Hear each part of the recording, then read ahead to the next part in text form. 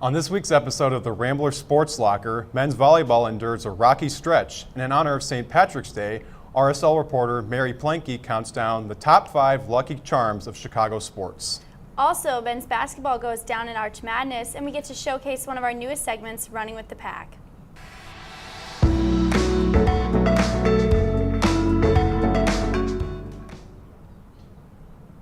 Welcome back to this week's episode of the Rambler Sports Locker. I'm Blaise Radosevic. And I'm Amelia Ickes. The Missouri Valley Conference basketball tournament Arch Madness took place March 4th through the 7th.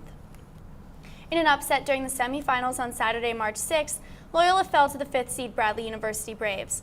When the buzzer sounded, the final score was 53-51. The Bradley Braves went on to win the tournament the next day against number 6 seed University of Northern Iowa 57-54. The Braves will advance to the 2019 NCAA tournament in late March. Meanwhile, the Ramblers will play in the 2019 National Invitational Tournament next week. Although the Ramblers lost at Arch Madness, fan support at the tournament was at full force, and RSL was there to cover it all. RSL reporters Ioana Kikatos and Connor Bergen caught up with some members of the Rambler Nation in the newest Instagram show, Running with the Pack in St. Louis. Here's a full look at episode 2. What's up, Instagram? I'm Connor Bergen. And I'm Ioana Kikatos. This is episode 2 of Running with the Pack. We are literally running with the pack right now.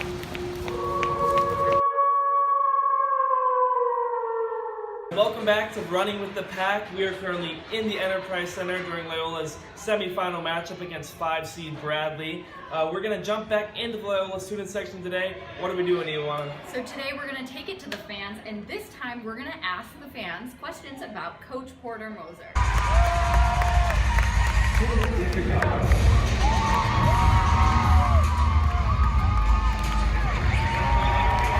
I'm here with AC Pro. What is the nickname you would give to Porter? Porterhouse. I like it. And do you think Porter hits the gym?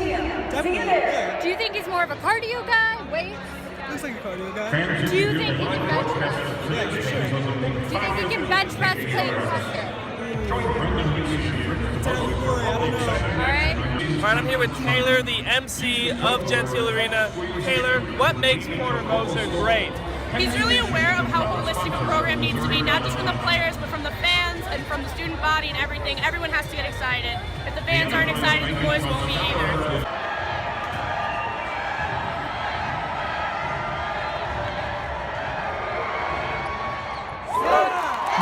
What are some of Porter's most famous catchphrases? No finish line. We're not done yet. What else? More, 3 for $1? What does he do? Culture. This place is built on created by culture. It's always Yes. created by culture.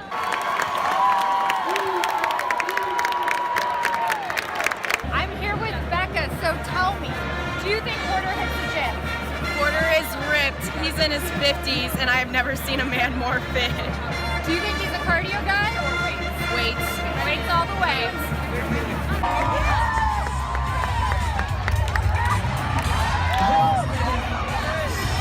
Okay, now I'm standing with Jonah, the bishop of the Loyola student section. Jonah, I have a question for you. When Porter takes off his jacket, does it sort of make you want to take off yours? Yes. Yes? It's just very much so for some reason it just gets you hyped up. Like, Of course.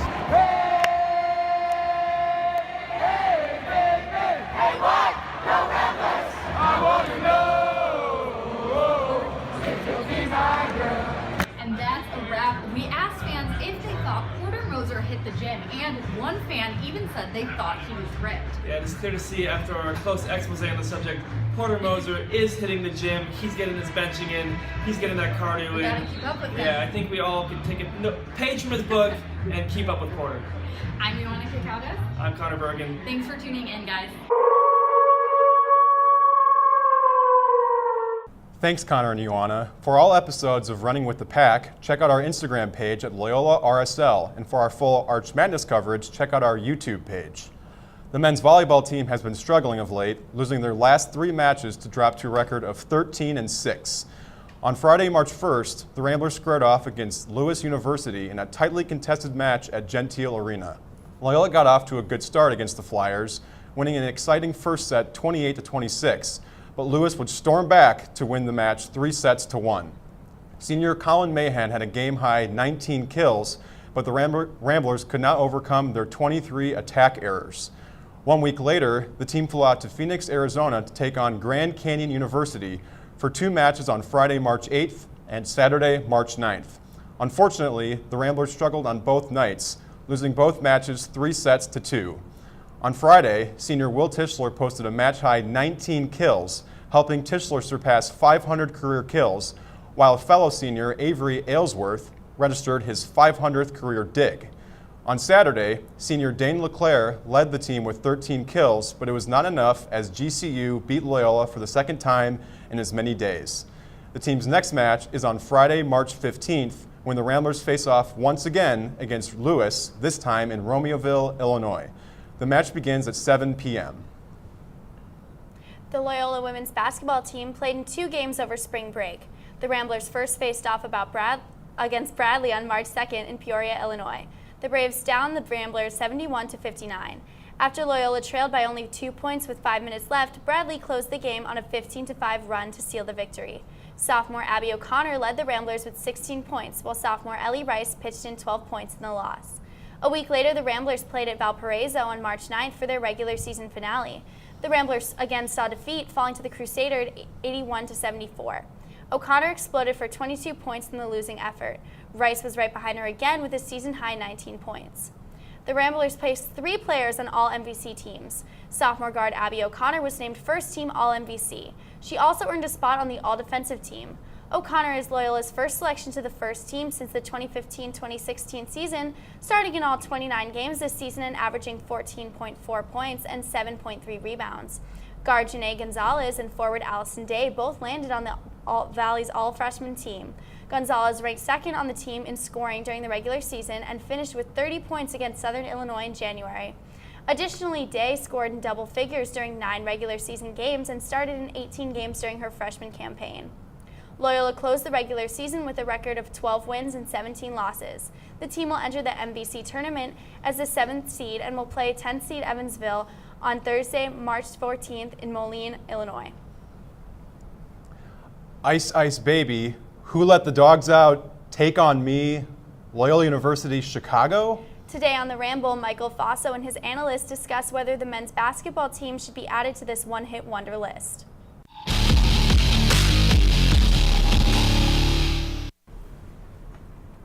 Welcome to this week's Ramble. I'm Michael Faso, here with Ramble analysts Kelsey Fruhl and Nolan Hawley. This week we're discussing the men's basketball team and whether or not their March Madness run last year was just a one-hit wonder. Kelsey, I'll start with you. What do you think? As much as it really pains me to say it, I do think Loyola had a one-hit wonder last year. It was an amazing team. It was a dream team, but at some point we've got to wake up and realize that we don't have that anymore. Nolan, what do you think? I'm always an optimist. One of the cool things about sports, one of the great things about the Final Four run last year is that it came out of nowhere.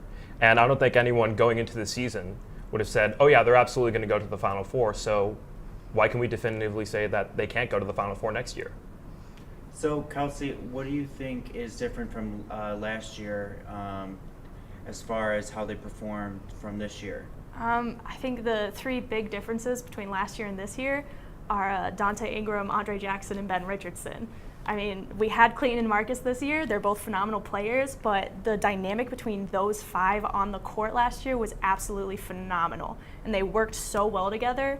And Marcus and Clayton can't do it alone. They can't carry the entire team to the NCAA tournament. They didn't have the strength and the rest of the players that they had last year. It's just we don't have that skill level anymore because those 5 players together, I mean, they changed the game for Loyola. They're the reason we got a #1 seed. They're the reason we had a winning season, and they're the reason we were able to hit 3 buzzer beater shots game to game at the end of the day. And Nolan, you know, they didn't make it to the finals like they did last year. So, what do you think that they are doing that would help them make it next year? I think one of the stark differences between this year's team and last year's team is how much they're incorporating the bench. I mean, even from the first game of this past season, I mean, Cooper Caiaphas, a freshman, came out and dropped 19 points in his first ever game. And if you kept on seeing throughout the year, they were incorporating a bench a lot more than last year. And it's true, we had a star power last year, and that was awesome. Some of those guys have gone on to play professionally. But I think one of the cool things is we're now giving some of our starters more time to rest in game over the course of a 30-plus game season. That helps. That pays dividends. And I think that if we stick with that kind of formation and that kind of strategy in seasons ahead, that's going to keep us well rested for when we have to go to the playoffs. I don't think there's enough star power. Like, it's good to get the bench, yes, but the bench isn't strong enough to carry the team far enough. Like, we still had players coming off the bench last year. We had Williamson, we had Krutwig. They're both coming off the bench during the tournament, and they're making a big difference. But even those players as starters, even incorporating the bench, they're not dropping the points. Like, Cafus has had an amazing performance this year, but he didn't have the performance of our 5 stars last year. So it's just, they're great. I like the resting, but I just don't think it's enough. Agree. We have to wrap it up. I'm sorry. You both make really good points, but I'm going to say that the winner is Kelsey. So congratulations. Let us know what side you're on by voting in our Twitter poll. That's it for this week's Ramble. I'm your host, Michael Faso. Back to you guys at the desk. Thank you, Michael. Moving over to softball, the Ramblers competed in the Blue City Classic on Friday, March 1st and Saturday, March 2nd. On Friday, Loyola defeated the University of Tennessee Martin 4-3. Sophomore Allison Ivy was the hero, singling up the middle on a 2-1 pitch to score junior Shannon McGee in the bottom of the 7th, sealing the walk-off victory. The win was a special one for the Ramblers as it marked the program's 700th win all time. Next, the Ramblers defeated Mississippi Valley State 12-0, giving Jeff Tilka his 100th win as head coach. The next day, Loyola struggled, dropping back-to-back games to Sam Houston State University. In the first game, Loyola got off to a fast start, leading 3-1, but the Bearcats came back and won the game in extra innings 4-3. Then, in the second game, Loyola fell behind 3-0 in the first inning before losing by a final of 5-2. Despite the 2 losses, Allison Ivy became the first Rambler to homer in 3 straight games since Brooke Wadersky did it in April 2015. The Ramblers, now 14-4, are set to begin Valley Conference play this Saturday, March 16th, when they take on Missouri State University in a 3-game set in Springfield, Missouri. The first game begins at 12 p.m. The Loyola men's golf team saw their first action in a month when they played at the Bash at the Beach tournament on March 10th through the 12th at North Myrtle Beach, South Carolina. Sophomore Devin Johnson led the way for the Ramblers with a 19th place finish. Johnson tallied an eagle as part of an impressive 4 under par 67 day 2 score. He followed that up with a performance with a final score of 78 in his final round. The next top Rambler of the tournament was junior Justin LaFrance, who finished 26th. Loyola finished 6th out of 13 in the team standings with a total score of 883. Jacksonville State won the tournament with a 3-day score of 850. The Ramblers will tee off again in 2 weeks when they visit Florence, Alabama for the UNA Spring Classic on March 25th and 26th. St. Ignatius might be Loyola's favorite saint, but St. Patrick's Day is Chicago's favorite. To celebrate the holiday, RSL reporter Mary Plankey is counting down the top 5 luckiest Chicago athletes.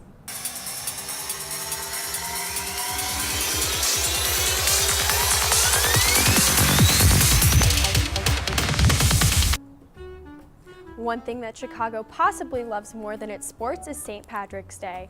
Before the Chicago River turns green, I've decided to rank the top 5 Lucky Charms of Chicago teams. Skating into 5th place is Patrick Kane. The Blackhawks right winger has racked up many awards for himself. Kane won the Stanley Cup 3 times with the Blackhawks. At his first Stanley Cup tournament in 2010, Kane shot the game-winning puck that ended a 49-year drought since the Blackhawks' last Stanley Cup victory.